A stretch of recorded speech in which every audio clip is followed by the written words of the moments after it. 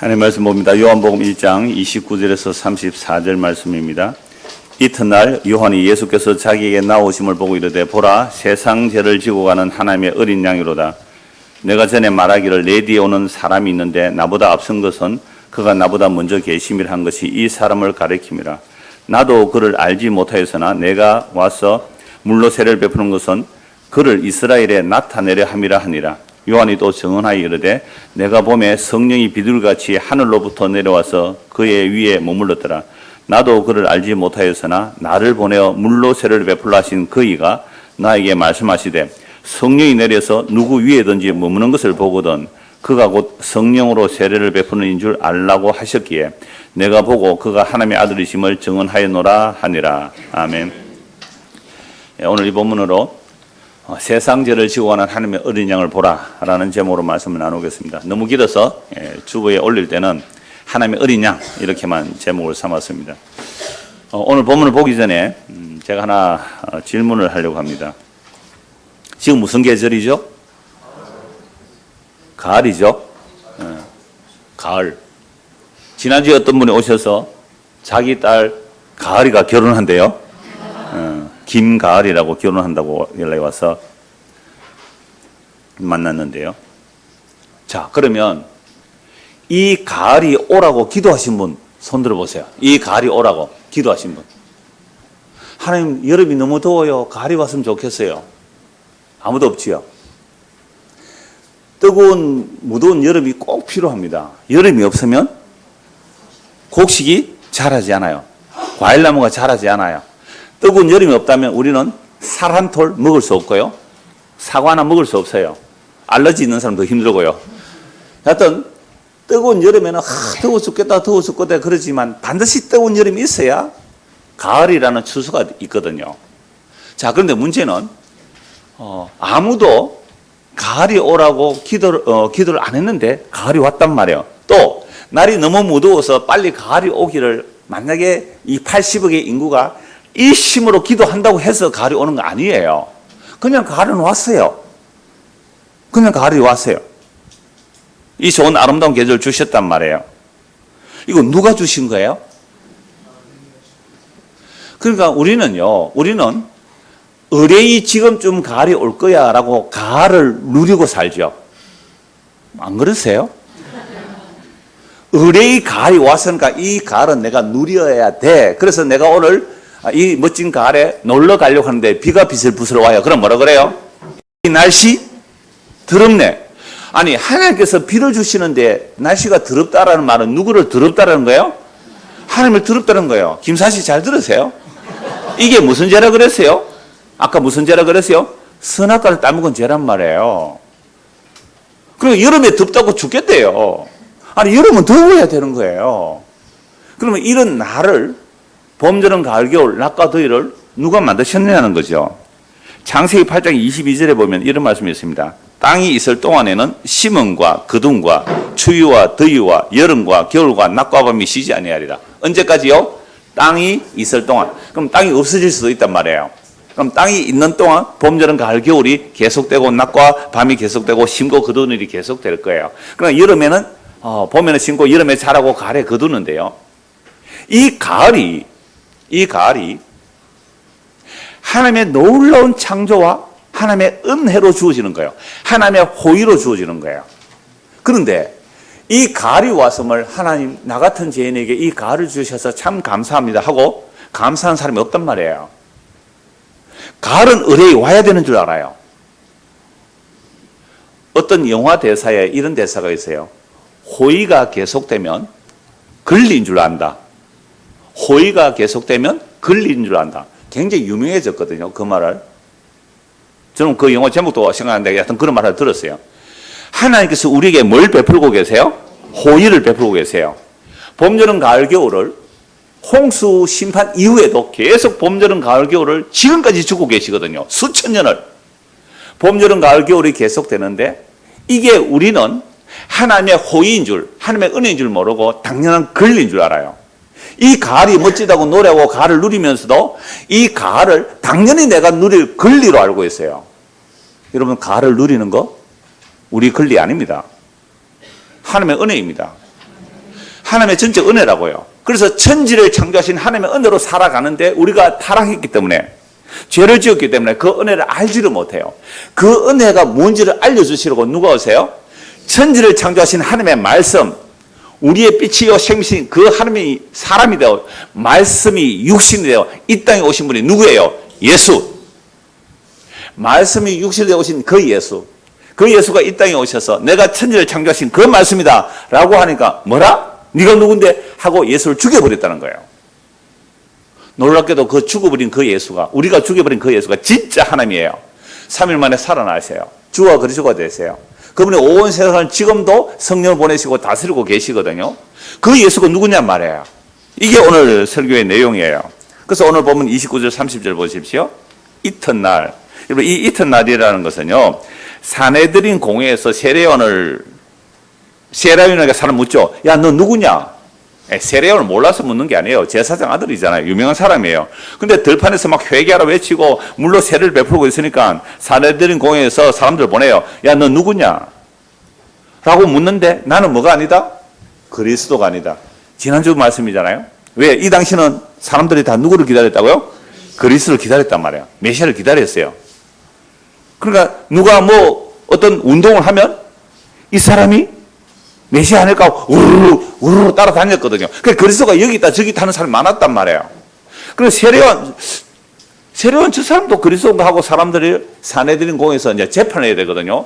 이 사람이 누군지. 가서 물어보는 거야. 넌 누구냐?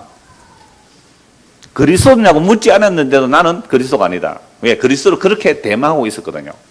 그럼 너 엘리야냐? 성경에서 그리스도가 오기 전에 누가 온다고 했어요? 엘리야가 온다고 그랬잖아요. 말라기에서. 나 엘리야 아니야. 엘리야의 심정으로는 말했지만 엘리야 그 자체는 아니다 그러죠. 근데 예수님은 세례요한을 보고 뭐라 그래요? 엘리야다 하잖아요. 그럼 너 그 선지자냐? 모세가 예언한 나와 같은 선지자를 일으킬 텐데 너희는 그의 말을 들어라. 그 선지자냐? 나는 그 선지자도 아니다. 이 말은 자기는 그리스도가 아니란 말이야. 그러면 넌 누구야? 나는 광야에서 외치는 소리입니다. 이 이사야의 말씀이거든요. 나는 광야에서 외치는 소리다. 내 뒤에 오시는 분을 맞이하라고 길잡이다 나는. 그래서 내가 물로 세례를 주는 것은 내 뒤에 오시는 분을 나타내려고 한다. 내가 전에 말하기를 내 뒤에 오는 사람이 있는데 나보다 앞선 것은 그가 나보다 먼저 계셨다. 이건 너무너무 놀라운 말씀이거든요. 세례 요한은 예수님보다 6개월 먼저 태어나요. 근데 자기 뒤에 오는 그분이 6개월 뒤에 오신 그분이 나보다 먼저 계셨다. 이건 누구만이 할 수 있는 일이에요? 스스로 계시는 시간과 공간을 초월하시는 전능하신 하나님만이 할 수 있는 일이에요. 제가 수련회 때 오신 중고등학생을 얘기했잖아요. 이수신 장군이 내보고 앞으로 500년 뒤에 또 세종대왕이 500년 뒤에 나무 아들이 왕이 될 거다. 만약 이런 예언을 했다면 내가 지금 뭐가 되어야 돼요? 왕이 되어야 된다. 라는 식이라는 거죠. 그러면 아마 여러분들은 저를 드디어 미쳤구나 이렇게 할 건데 정말로 모든 성경은요. 예수가 누구인지 드러내는 게 모든 성경이에요. 그래서 오늘 29절 다시 보시죠. 이튿날 그러니까 요한이 그러니까 나는 아니다 하고 나는 광야에 외치는 소리를 하고 나서 그 이튿날이란 말이죠. 요한이 예수께서 자기에게 나오심을 보고 이르되 보라 세상 죄를 지고 가는 하나님의 어린 양이라 그러죠. 세상 죄를 지고 가는 하나님의 어린 양이다. 내가 전에 말을 내 뒤에 오는 사람이 있는데 나보다 앞선 것은 그가 나보다 먼저 계심을 한 것이 바로 이 사람을 가리킵니다. 이 사람이에요. 그냥 사람이에요. 이 사람이 나보다 먼저 계셨다 이 말은 이 사람이 뭐라는 거예요? 하나님이라는 거예요. 이 사람이 하나님이라는 거예요. 너무너무 놀라운 말씀을 선포하죠. 그러면서 31절 보십시오. 나도 그를 알지 못하였으나 내가 와서 물로 세례를 베푸는 것은 그를 이스라엘에 나타내려고 물로 세례를 베푼다는 거죠. 그럼 요한이 자기가 하고 싶어서 막 물로 세례를 베풀었어요? 아니요. 하나님이 시켰단 말이에요. 요한도 성령이 임하여 있는 사람이잖아요. 그래서 요한이 물로 세례를 주는 것은 자기 뜻으로 한 게 아니라 하나님이 시켰다는 거예요. 그럼 왜 물로 세례를 주느냐라고 하면 요한이 물로 세례를 줄 때에 32절입니다. 또 증언하되 내가 보매 성령이 비둘기같이 하늘로부터 내려와서 그의 위에 머물렀더라. 여러분 이건요 마태복음, 마가복음, 누가복음 이 공간복음에서 다 나와요. 그러니까 예수님께서 세례 요한에게 물로 세례 받으려고 왔을 때에 세례원 예수 알아요. 그런데 모른다 이 말은 그들에게 나타내려고 하는 말인데요. 아니 내가 당신에게 세례를 받아야 되는데 당신이 나에게 옵니까? 라고 하죠. 그때 예수님 뭐라고 말씀하세요? 아니야. 너가 나에게 세례를 베풀어라. 그래야 하나님의 의가 이루어진다. 여러분 세례는 누가 받아야 돼요? 죄인이 받아야 돼요? 의인이 받아야 돼요? 죄인이 받아야 돼요. 그러니까 회개하라 천국에 가까웠다. 천국을 맞이하려면 회개라는 거죠. 그러면 회개는 누가 해야 돼요? 죄인이 하는 거잖아요. 그러면 요단강에서 수많은 사람들이 막 이 세례 요한의 말을 듣고 물로 세례를 받는단 말이에요. 나는 메시아를 맞이하고 싶어요. 나는 메시아를 맞이하고 싶어요 하고 세례를 받고 있단 말이에요. 근데 그때 세례 안 받는 사람 누구일까요? 바리새인들이에요. 서기관들이에요. 율법으로 흠이 없다는 자들이거든요. 세례요한이 물로 베풀 때 막 죄인들은 막 세례 받으러 왔는데 자기 딴은 깨끗해. 나는 그렇게 하는 사람들은 세례를 안 받아요. 그들이 세례요한이 뭐 하는지 딱 살피러 왔단 말이에요. 그 마태마가 누가 보면 다 나와요. 그때 세례요한이 뭐라고 합니까? 이 독사의 자식들아, 이 독사의 자식들아, 누가 너희를 임박한 진노를 피하러 하더냐? 도끼가 나무 뿌리에 놓였다. 회개하지 않으면 도끼가 나무를 찍어서 불에 던지듯이 너를 심판할 거다. 막 고함을 지른단 말이에요. 그런데 많은 사람들이 자기가 죄인인 줄 알고 물로 세례를 받고 있을 때에 예수님께서 나도 너가 나에게 물로 세례를 베풀어. 아니 이거 죄인들이나 받는 거예요. 어떻게 예수님이 물로 세례를 받아요? 내가 당신에게 세례 받아야 하지요. 하니까 예수님 뭐라고 말씀하세요? 네가 나에게 물로 세례를 베풀어라. 그래야 하나님의 의뢰가 이룬다. 이것은요. 하나님이 천지 창조의 하나님이 사람이 되어 죄 아래 들어가는 겁니다. 죄인의 자리에 들어가는 게 물로 세례를 받는다는 게 죄인의 자리에 들어가는 거예요. 그래서 갈라디아 4장 4절을 보면 때가 되면 예수께서 율법 아래 태어나시고 죄 아래 오시는 거예요. 여자에게 나시고 율법 아래 태어난다는 것은 죄 아래 오시기 위해서. 여러분 천지를 창조하신 하나님이 사람이 되셨을 뿐만 아니라 죄인이 되는 길로 가시는 거예요. 그게 물로 세례 받는 거죠. 근데 요단에서 물로 세례를 받을 때 수백 명 수천 명이 물로 세례를 받았는데 아무에게도 성령이 가시적으로 비둘기 형태로 임하는 것을 없었어요. 그러니까 세례요한이 물로 세례 주는 이유는 누구든지예요. 누구든지 네가 물로 세례를 베풀다가 성령이 임하는 것을 보면 그가 앞으로 성령으로 세례 줄 뿐임을 알아라. 그거를 증거하라. 그러니까 자기가 물로 세례를 베푸는 건 자기 뜻이 아니고 하나님께서 나에게 이걸 시켰는데 내가 물로 세례를 베풀다가 누구에게든지 성령이 비둘기같이 임하면 그분이 장차 성령으로 세례 줄 뿐이라를 증거해라. 그래서 나는 물로 세례를 베풀고 있습니다. 이렇게 말했거든요. 그런데 마태마가 누가복음에 보면 정말로 예수님께 물로 세례를 베풀 때 위에서 성령이 비둘기 형태로 임해요. 그때 하늘에서 음성이 들리죠. 뭐라고 나옵니까? 이는 내 사랑하는 아들이요 내 기뻐하는 자라. 그럼 예수가 하나님의 아들이라는 거예요. 예수님만이 하나님의 형상이에요. 예수님만이 하나님의 친아들이고 하나님의 형상이에요. 그래서 예수가 하나님의 아들이라는 말은 하나님과 예수님이 동등하다고 할 때 나는 하나님의 아들이야 할 때 하나님과 동등함을 말하는 거거든요. 이거 신성모독으로 죽이죠. 그래서 하나님의 아들에 관한 내용도 다음에 나오니까 그때 살펴보기로 하고요. 그 다음에 성령으로 세례 베푸는 이거 요한복음 14장, 15장, 16에 다 나와요. 그때 또 말씀드릴게요. 오늘 한 가지 주제예요. 뭐예요? 세상 죄를 지고 가는 하나님의 어린 양. 요거 하나만 오늘 말씀을 드리려고 해요. 아니 세례 요한이요 사람을 보고 그 사람이 누구예요? 예수예요. 예수. 사람들이 알기로는 뭐 베들레헴에 태어났지만 그건 어릴 때 있으니까 잘 몰라주잖아요. 갈릴리 나사렛 출신 그냥 사람이에요. 사람들이 아는 그 사람 우리 가운데 너희 가운데 서 있는 그 한 사람 그 한 사람을 보고 이는 하나님의 어린 양이라는 거예요. 어떤 어린 양요? 세상 죄를 지고 가는 하나님의 어린 양. 보라 이 사람이라는 거예요. 성령이 임하는 그걸 보고. 그래서 하나님의 어린 양이 뭘까? 그러면 성경을 다 찾아봐야 돼요. 그래서 성경에 최초로 양이 나오는 이야기가 창세기 4장의 아벨의 제사예요. 아벨이 양의 첫 새끼와 그 기름으로 제물을 드리죠. 기름을 따로 떼어내어서. 여러분 수련회 참석하신 분들은 이해되시죠? 아벨이 양의 첫 새끼를 잡는데 어떻게 해요? 기름을 따로 떼어서 불을 태워드리는 거잖아요. 기름이 무슨 뜻이에요? 기름 부음 받다. 이 기름은 가장 좋은 것이라는 의미인데요. 기름 부음 받은 자, 구별된 자 이렇게 쭉 말씀을 드렸죠. 그래서 최초로 양이 등장하는 내용이 아벨이 양의 첫 새끼와 그 기름으로 제물을 드리는데 하나님께서 받아주시잖아요. 가인은 안 받아주시고요. 제가 아까 처음에 질문 이렇게 했잖아요. 여러분들은 가을을 누릴 권리가 있습니까? 오늘 우리는 이 가을을 누릴 권리가 있습니까? 없습니다. 우리는 가을을 누릴 권리가 없어요. 죄인은 가을을 누릴 권리가 없어요. 하나님께서 끊임없는 호의를 베풀어 주고 계세요. 하나님께서 끊임없는 은혜를 베풀고 계시기 때문에 우리는 가을을 누리는 거예요. 그러니까 타락한 인간에게서는요, 하나님이 재물을 받으실 이유가 없어요. 의무가 없단 말이에요. 우리 의무가 없어요. 그런데도 재물을 받아 주신 것은 하나님께서 용납하여 주신 것이고 아벨의 재물을 통하여 계시할 일이 있다는 거죠. 이 아벨의 재물을 통해 하나님께서 알릴 일이 있다는 거죠. 그게 히브리서 말씀해 보면 믿음으로 드렸다. 재물을 믿음의 대상으로. 그러면 어린 양이 어떤 기름이 양, 기름 이런 이미지가 떠오르잖아요. 양이 희생되고 기름이 불에 태워지는 그걸 통하여 장차 어떤 누가 오셔서 우리 대신에 희생되어야 할 것을 보여주는 거예요. 이게 믿음이라 그래요. 그러니까 아벨의 제사에서 이미 오실 그리스도의 죽음을 다 예표하고 있는 거죠. 그런데 양이라는 말은 안 나오지만 이것 이전에 또 하나 추측해 볼 수 있는 게 나오는데요. 아담과 하와가 선악을 따먹고 나서 선악을 따먹기 전에는 부끄러움이 없었어요? 두려움이 없었어요? 여러분, 죄의 특징은 두렵습니다. 여러분, 죄 짓고 가다가 쉽게 여러분 교통 위반했어요. 딱 신호 위반에 딱 가면 저 앞에 누가 있어요? 교통경찰이 있어요. 갑자기 어떻게 해요? 두렵죠? 들켰나?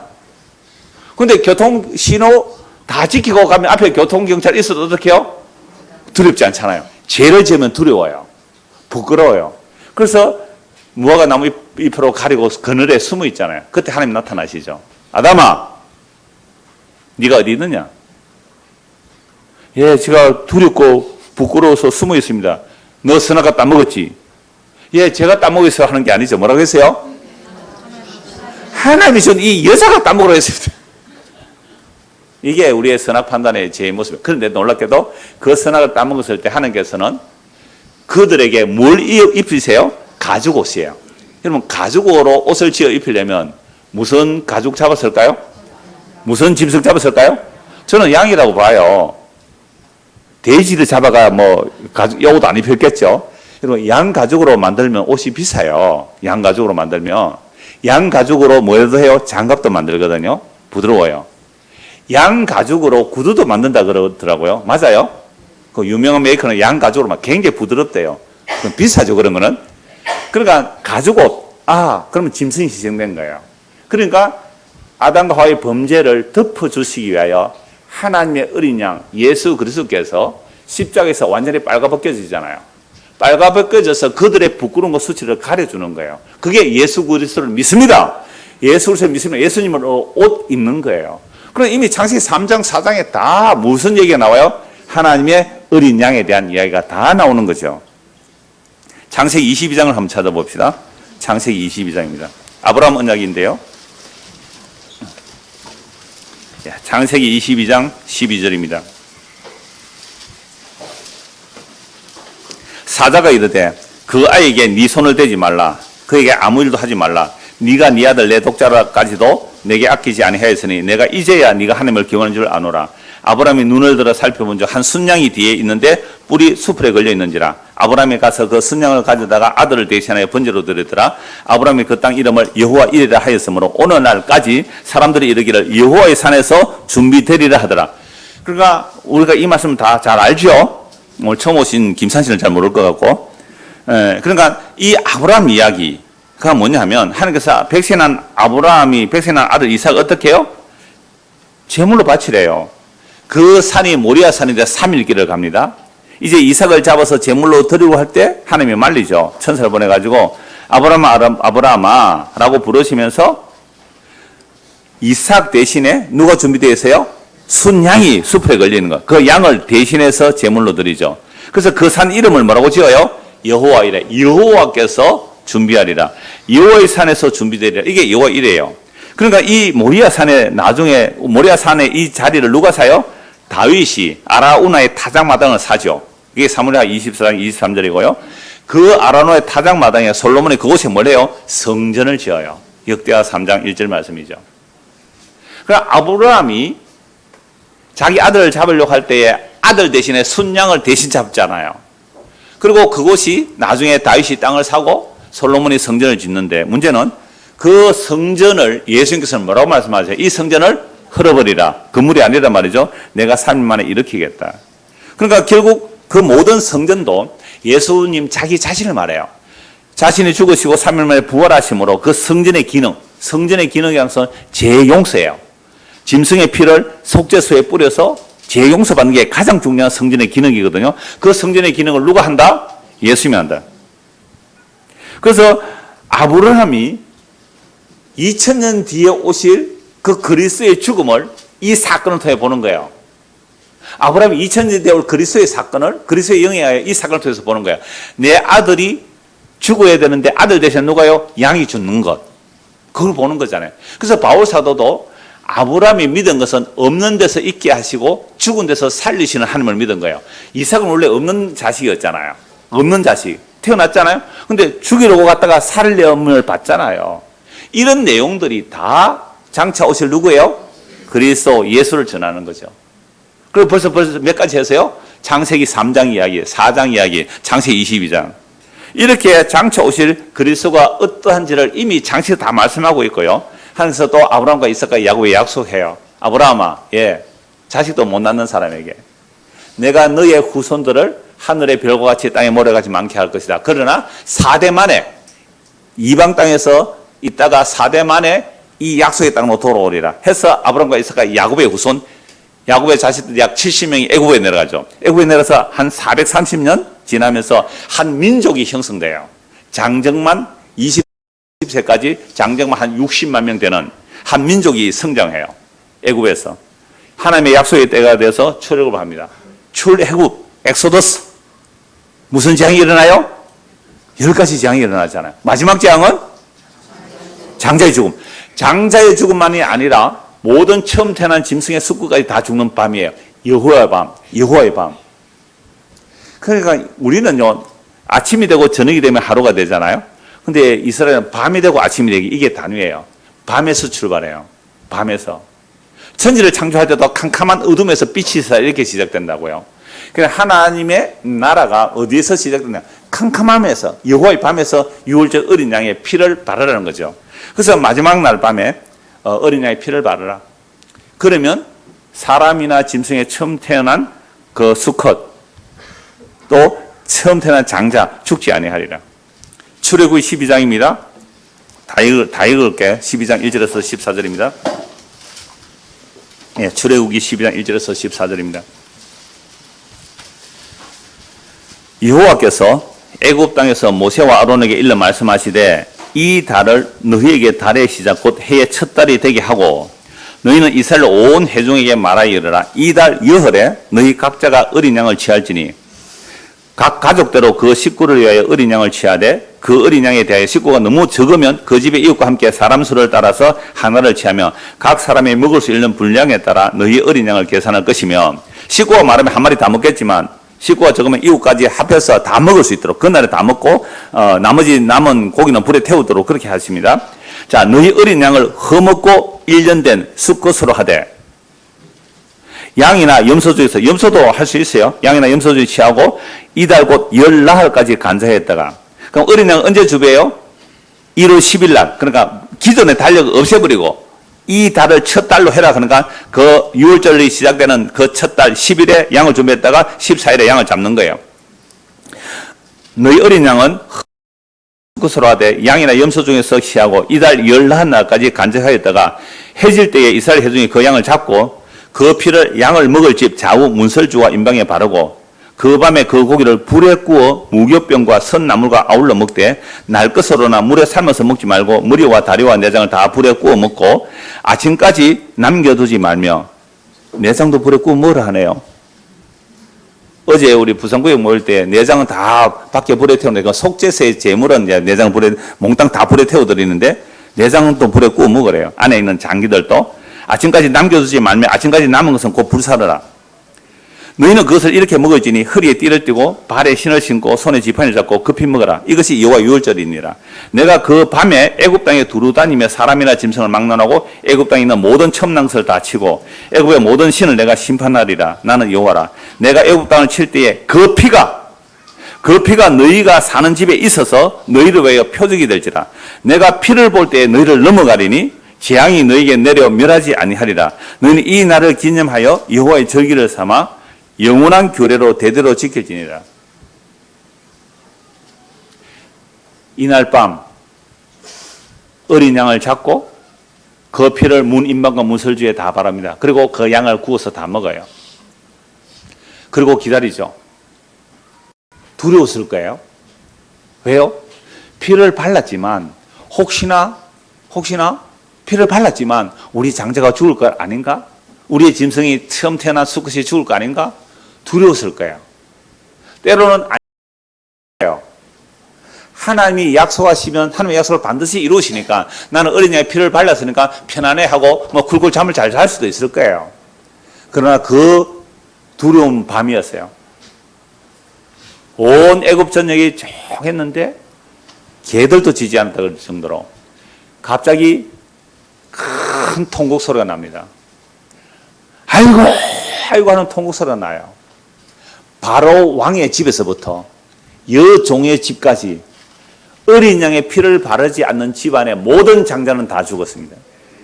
장자는 대표성을 가지고 있잖아요. 장자는 대표성을 가지고 있어요. 다 죽은 거죠. 이게 유월절 밤입니다.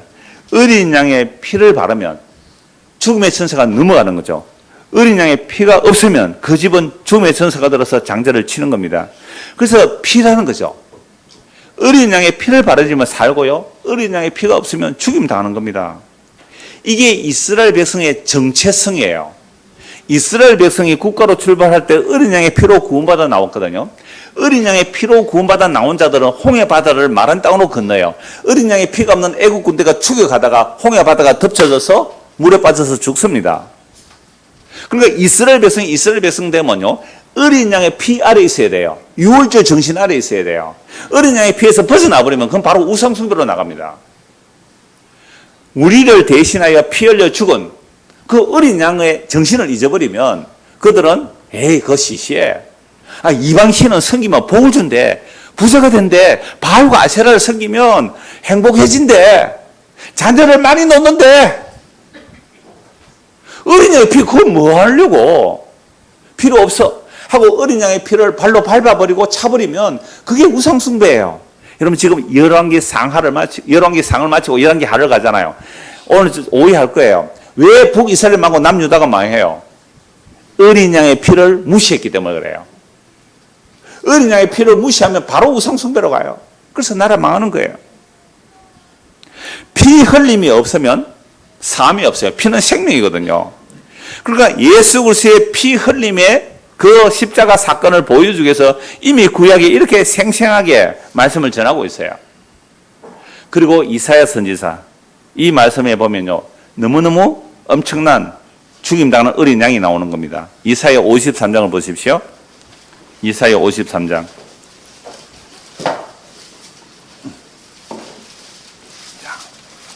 이사야 52장 앞부분부터 시작되지만 이사야 52장 뒷부분부터 시작되지만 이 말씀만 읽겠습니다.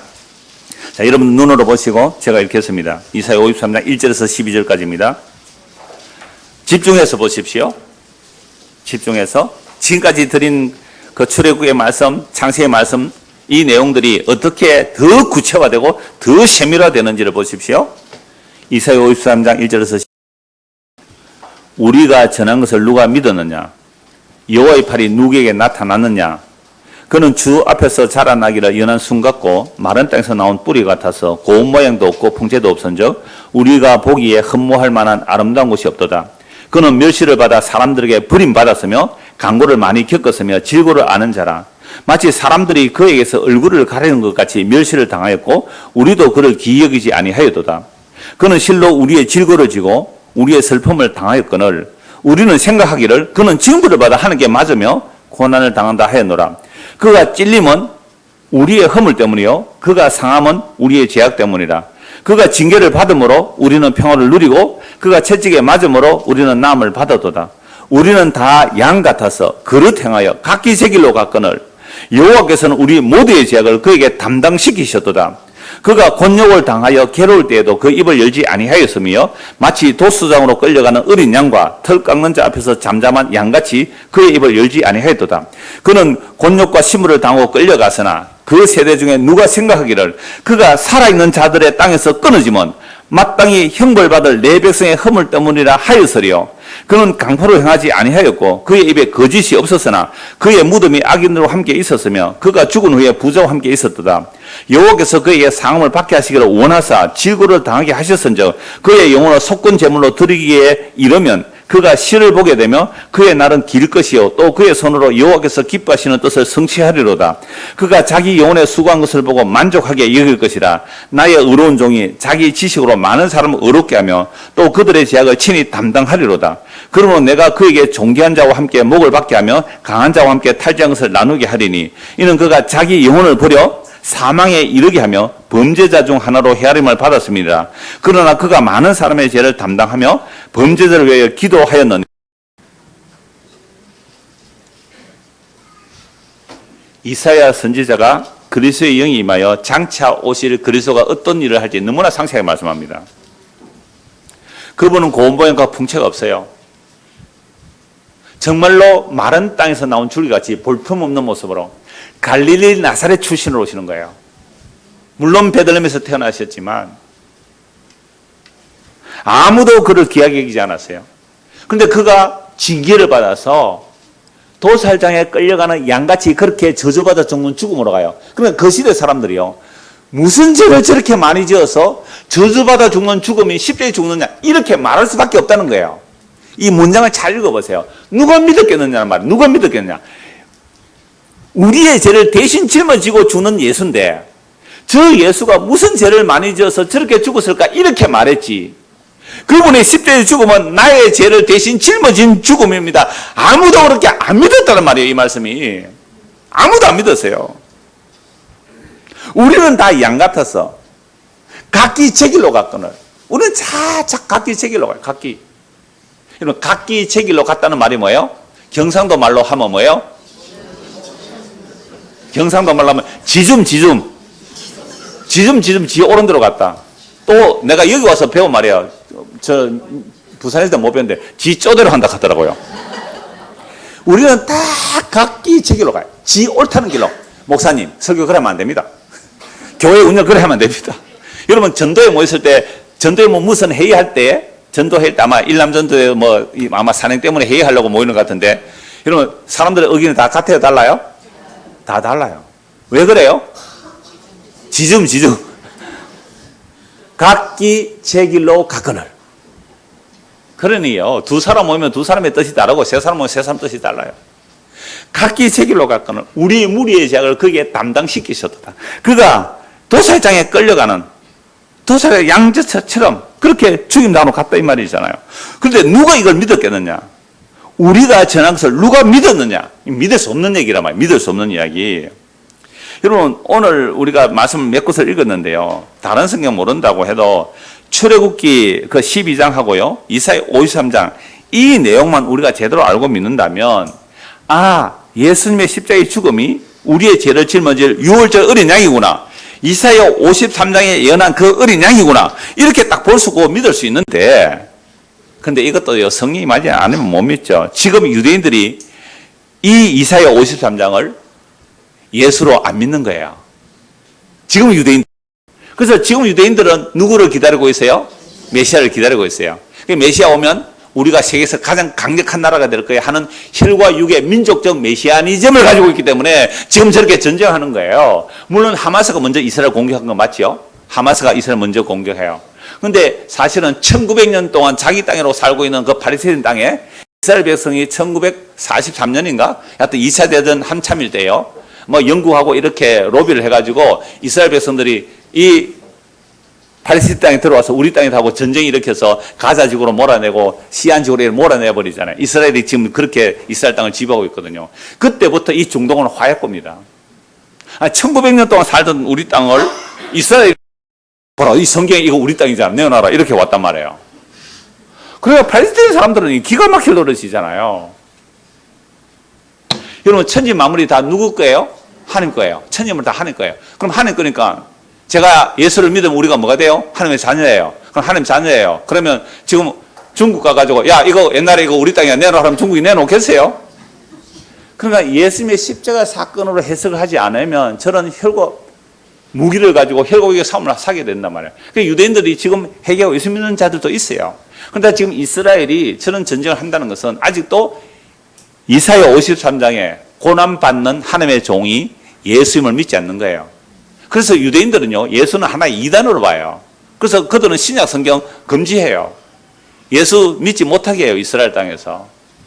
이스라엘에 그 선교사로 가신 어떤 분의 얘기를 들어보니까 거기서 이방인들이 이스라엘 백성들에게 신약 성경을 가지고 예수가 그리스도가 전하면 감옥 간대요. 그러니까 구약성이 이렇게 분명하지만 십자가에 못 박혀 죽는 그 예수는 우리의 메시아일 수 없다고 안 믿고 있는 거죠. 아직까지도. 그러므로 유대인들도 회개하고 예수님을 주와 그리스도로 믿어야 민족적 메시아를 기다리지 않고 유대인이나 이방인이나 주 예수의 은혜로 구원받는다. 어제 전역했죠. 우리 종업대학생들 줌에서. 유대인이나 이방인이나 주 예수의 은혜로 구원받는 거예요. 그래서 우리가 출애굽기 15장 6절 이사야 54장 이 내용 봐도 예수가 너무 선명하게 드러나는 거죠. 그래서 예수님께서도 율법과 선지자와 시편, 이거 구약 전체를 말해요. 율법과 선지자 시편이 바로 그리스도의 부활을 말한다고 친히 예수님께서 말씀하셨어요. 그럼 모든 구약 성경이 세례 요한의 손가락으로 딱 모아지는 거죠. 그래서 예수님을 향해 딱 뭐라고 가르쳐요? 보라, 세상 죄를 지고 가는 하나님의 어린 양이다. 자, 요한복음 19장 한번 보실까요? 요한복음 19장 33절입니다. 요한복음 19장 33절에서 36절입니다.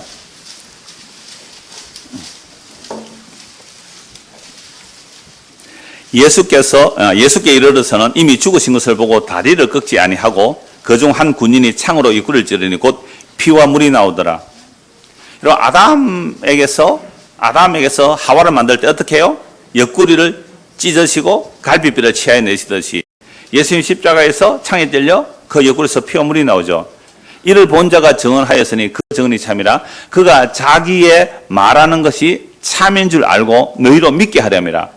이 일이 일어난 것은 그 뼈가 하나도 꺾이지 아니하리라 한 성경을 응하려 함이라. 여러분, 아까 우리 출애굽기 12장 읽었잖아요. 12장 읽을 때 어린 양을 잡아먹을 때 어떻게 하라고요? 다리는 꺾지 말라, 뼈는 꺾지 말라 그랬잖아요. 출애굽기 12장 46절에요. 자, 십자가에 달린 예수님을 그대로 두지 않으려고 유대인들이 다음은 큰 안식일이기 때문에 나무에 달린 자는 밤 되면 내리라 그랬어요. 땅이 부정하게 된다고. 그런데 아직도 강도는 안 죽었거든요. 그래서 로마 군인들이 그 시체를 나무에 달린 자를 확인하고 두 강도는 아직 살아있어요. 다리를 완전히 꺾어서 죽여버려요. 근데 예수님도 다리 꺾으려고 와서 보니까 어떻게 해요? 이미 죽었어요. 그래서 어떻게 확인 사슬을 해요? 창으로 입구를 찌르니 그래서 물과 피가 쏟아지는 거죠. 다리뼈는 꺾지 않았어요. 다리가 꺾지 않고 죽는 이 일도 출애굽기 12장 46절에 그 말씀이 응하는 거예요. 그래서 이 일이 일어난 것은 다리를 꺾지 않았던 것도 그 뼈가 하나도 꺾이지 아니하리라 한 출애굽기 12장 46절 6월절 양의 다리 꺾이지 않는 그 이야기를 그대로 응하게 하렵니다. 여러분, 성경은 보세요. 6월절 양 잡고 불에 구워 먹고 뼈를 꺾지 않는다는 그 말씀 하나도 어디서 이루어지는 거예요? 십자가 안에서 이루어지잖아요. 그래서 모든 성경은 누구를 증거해요? 예수가 그리스도임을 증거해요. 요한복음 5장 39절은 모든 성경은 나에 대하여 증거한다고 말씀하죠. 그래서 정말로 예수님께서 십자가에서 다 이뤘다 하시고 부활하시고 40일 동안 땅에 계시면서 부활을 증거하시고 성천하신 후에 성령을 부어주세요. 성령이 임하게 되니까 세상에 예수를 잡아 죽이던 바울이 예수님이 유월절 어린 양이라고 전해요. 베드로 사도가 예수님이 유월절 어린 양이라고 전해요. 고린도전서 5장 7절 8절입니다. 고린도전서 5장 7절 8절.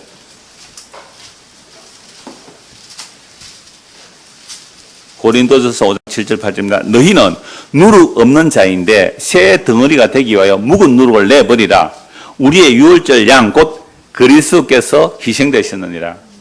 여러분, 이 뭐예요? 묵은 누룩 율법이거든요. 우리 안에 있는 누룩은 뭘까요? 우리 부모들로 물려받은 누룩이 뭘까요?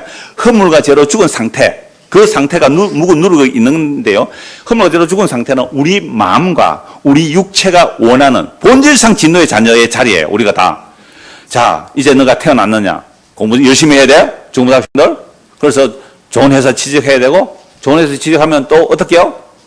멋진 그 아내를 맞이할 거고, 또 딸은 열심히 공부해라. 그래야 멋진 신랑을 맞이할 거고, 그래서 멋진 집안을 이룰 것이고 성공해야 될 거야. 이런 것들이 전부 우리 부모들이 물려준 묵은 누룩이에요. 유대인들도 율법 지키는 묵은 누룩, 이거 내버리라는 거예요. 묵은 누룩을 내버리라. 우리의 유월절 양 곧 그리스도께서 희생되시느라. 그래서 유월절 어린 양을 잡아 먹을 때 뭘 먹어요? 무교병을 먹어요. 누룩 넣지 않는 떡을 먹어요. 물론 누룩 넣은 떡을 먹는 날도 있어요. 절기에 보면. 그러나 누룩 넣지 않는 떡, 딱딱한 떡, 누룩 없는 떡. 유월절 양, 예수 그리스도가 누룩 없는 떡으로 희생되다. 유월절 양이죠. 유월절 양. 바울이, 예수 믿는 사람 잡아 죽은 바울이 예수를 유월절 양이라 그래요. 이러므로 8절 같이 한번 읽을까요? 이러므로 우리가 명절을 지키되 묵은 누룩도 말고 악하고 악에 찬 누룩도 말고 누룩이 없이 오직 순전함과 진실함의 떡으로 하자.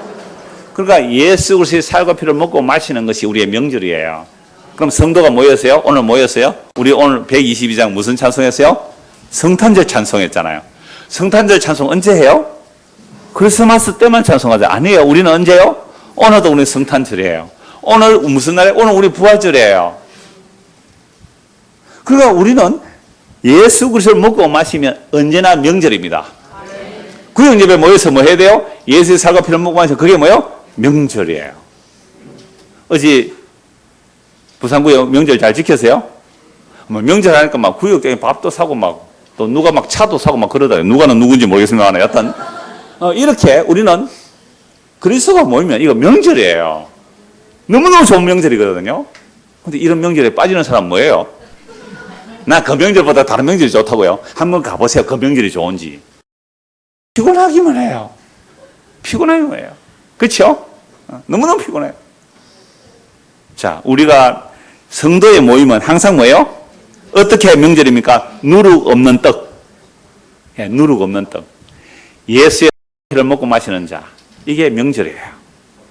한 곳 더, 두 곳만 더 볼게요. 베드로전서 1장입니다. 베드로전서 1장 18절.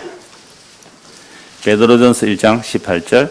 자, 베드로가 예수님 어떻게 증거하는지 보세요. 베드로전서 1장 18절 21절.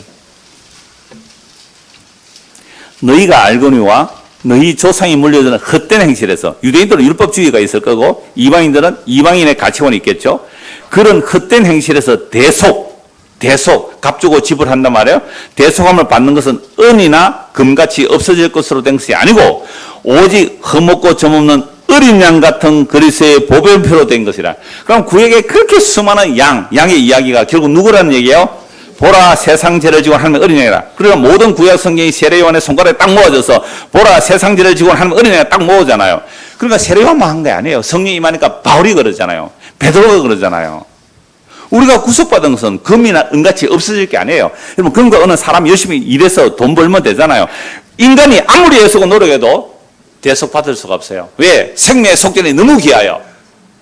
생명의 속전이 너무 귀하여. 80억 인구가 가장 귀한 거 다 모아서 예수님 한 명만 용서해 주세요. No! 안 돼! 80억의 인구가 가장 선하고 아름답고 가장 진선미라는 거 다 모아서 하나님 이 한 사람만 살려주세요. 안 돼. 왜요? 허물과 죄로 죽은 자들이 가지고 오는 것은 뭐밖에 없어요? 죄밖에 없는 거예요.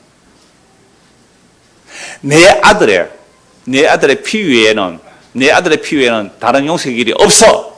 너희들은 내 아들을 믿어.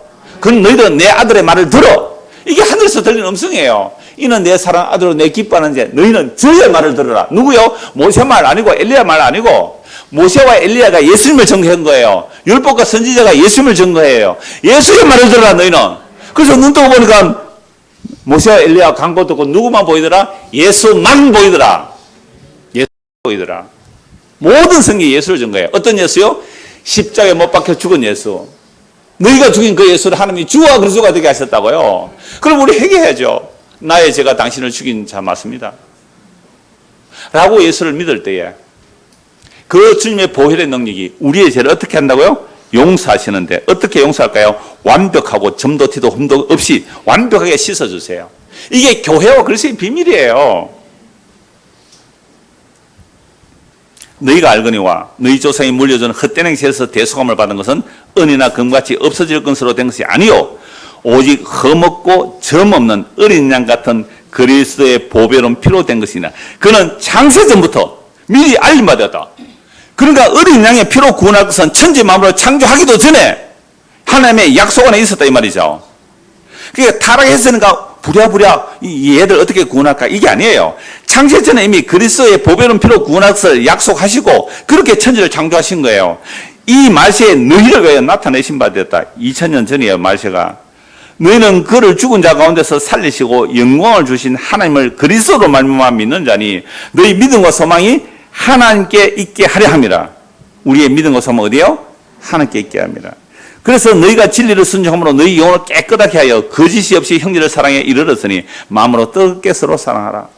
너희가 거듭난 것은 썩어질 시로 된 것이 아니고 썩지 아니할 시로 된 것이니 살아있고 항상 있는 하나님의 말씀으로 되었느니라. 그러므로 모든 육체는 풀과 같고 그 모든 영광은 풀의 꽃과 같으니 풀은 마르고 꽃은 떨어지되 오직 주의 말씀은 세세토록 있도다 하였으니 너희에게 전한 복음이 곧 이 말씀이니라.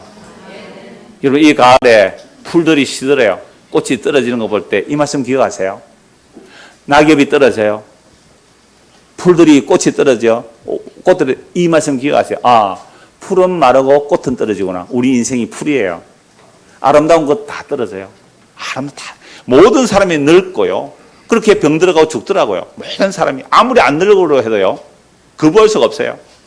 그래서 시들어서 툭 떨어지는 거예요. 그러나 그 떨어지기 전에 십자가에 죽은 예수가 주와 그리스도를 믿으면 그 영원한 말씀, 그 복음 생명 말씀 어디요? 시들어 떨어진 우리 안에 들어서 툭 떨어져요. 여러분 꽃이요. 열매를 맺어서 떨어지면요. 꽃이 열매를 맺어서 떨어지면 그 떨어진 열매가 다시 살아나죠. 우리가 죽기 전에 예수가 그리스도임을 우리 마음에 받아들이고 믿게 되면요. 영원한 생명 우리 안에 들어왔기 때문에 꽃이 툭 떨어져서 그죠? 묻혔다 할지라도 그리스도시는 그날에 우리의 이 썩을 몸이 썩지 아니할 몸을 입고요. 이 죽을 몸이 죽지 아니할 몸을 입고 그 영광의 그리스도와 함께 부활하여 영원한 생명 안에 살아갈 거예요. 그래서 너희 믿음이 어디에 있게 하려고요? 너희 믿음과 소망이 하나님께 있게 하려. 하나님의 약속에 우리의 믿음이 되는 거예요. 한 권 마무리하겠습니다. 요한계시록 7장 13절입니다. 요한계시록 7장 13절 흰옷 입은 무리가 확 주님 앞에 올라와요. 그들이 누구냐고 묻는 말씀이에요. 13절 장로 중 하나가 응답하여 나에게 이르되 이 흰옷 입은 자들이 누구며 어디서 왔느냐 내가 말하기를 내 주여 당신이 아시나이다 하니 그가 나에게 이르되 이는 큰 환란에서 나오는 자들인데 어린 양의 피에 그 옷을 씻어 희게 하느니라. 진짜 큰 환란은요 예수님의 십자가 사건이에요. 그 십자가의 핏뿌림으로 아담으로부터 예수 그리스도까지 또 예수 그리스도부터 제레미야 때까지 그 핏뿌림으로 흰옷을 입게 되는 자들이에요. 어린 양의 핏뿌림으로 어린 양 죽임당한 어린 양 세상 지로 어린 양 그 어린 양의 피에 우리의 옷을 씻어 희게 하는 거예요. 그러므로 그들이 하나님의 보좌 앞에 있고 또 그의 성전에서 밤낮 하나님을 섬기며 보좌에 앉았으니까 그들 위에 장막을 치시리니 그들이 다시는 주리도 아니하며 목마리도 아니하고 해나 아무 뜨거운 기운에 상하지도 아니하리니 이는 보좌 가운데 계신 어린 양이 그들의 목자가 되사 생명수 샘으로 인도하시고 하나님께서 그들의 눈에서 모든 눈물을 씻어 주실 것입니다. 그래서 이 예수를 믿는 자들이 생명책에 기록된 자들이고 그들 가운데 주님이 영원히 함께 하실 거예요. 오늘 제가 읽은 쭉 이런 말씀들 사실 설명 필요 없어요. 성령이 임한 사람이라면 정말 우리가 예수를 주와 그리스도를 믿게 되었다면 거듭난 사람이면 읽으면 그냥 무슨 설명이 필요해요 여기에. 어린 양의 피에 그 옷을 씻어 바로 어린 양의 생명에 기록된 자들입니다. 우리가 어제 아래 금요 성경공부 교재에 이런 글이 있어서 옮깁니다. 유명한 19세기 설교자 알렉산더 맥클레르는 이렇게 말했습니다.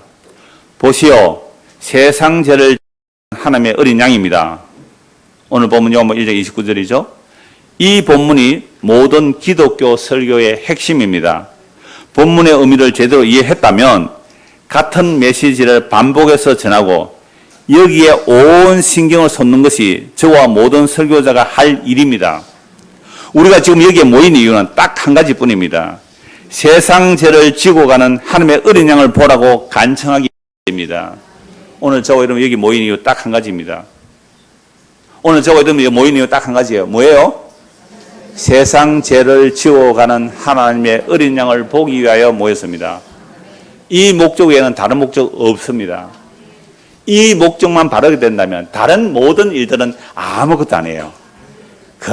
라면이 불었는지 국수가 퍼졌는지 아무 상관없는 거예요. 그죠? 아무 상관없어요. 보라 세상 죄를 지고 가는 하나님의 어린 양, 그분을 보기 위하여 우리가 모인 거예요.